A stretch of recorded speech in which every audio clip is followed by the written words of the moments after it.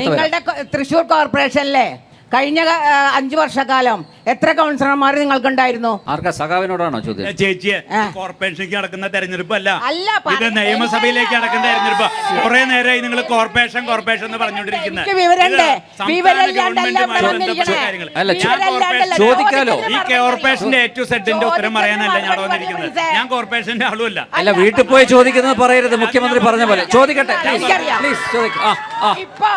ഇപ്പൊ നിങ്ങൾക്ക് എത്ര കൗൺസിലർമാർ ഇവിടെ ഉണ്ട്?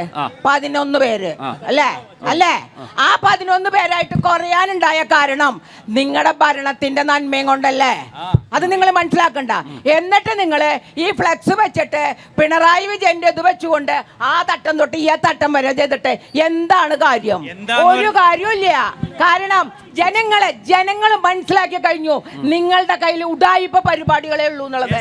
അത് അസലായിട്ട് മനസ്സിലാക്കി കഴിഞ്ഞു. ചോദ്യം പൂർത്തിയാക്കട്ടെ.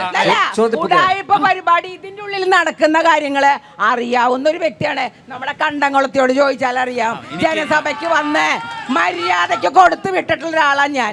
വീണ്ടും ഞാൻ പറയണു നിങ്ങൾ എന്തിനാ ഈ കുടുംബശ്രീയുടെ ഇലക്ഷൻ വരുമ്പോ വീടാന്തരം നിരങ്ങിയിരുന്ന് കാര്യങ്ങൾ സംസാരിക്കാൻ പോണേ?